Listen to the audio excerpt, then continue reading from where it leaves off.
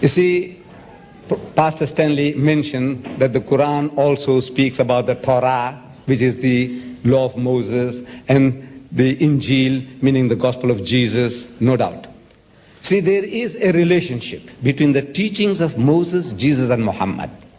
To us Muslims, in actual fact, this is all one religion. There's only one religion. These are not three distinct religions, but it's a different subject. As soon as I start expounding that, you need more time. But the Quran tells us that we believe in the principle that Moses was inspired by God, David was inspired by God, Jesus was inspired by God, and whatever they gave out in the respective times, it was from God, infallible. But those words were not preserved in the pristine purity. That is what we are questioning.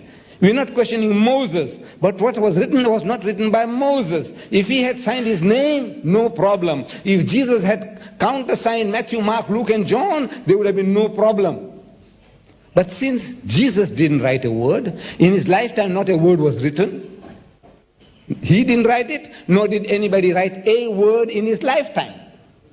These are all books, anonymous books. And the Christian scholars are telling us they have no ulterior motives. I might have, but not your scholars. What ulterior motive do they have to tell you that Matthew has used Mark's gospel freely? In the language of the school teacher, he was copying wholesale from Mark. And Mark was not even one of the 12 disciples of Jesus. Why should an eyewitness and a ear witness like Matthew go and copy somebody who wasn't there? It doesn't make sense. And in the book itself, Matthew tells us, Matthew 9:9, it says, while he, Jesus, was going forth into the way, Jesus, saw a tax collector called Matthew. And Jesus, comes up to him and he says to Matthew, follow me. And Matthew, followed him, Jesus. Who wrote that? God write it?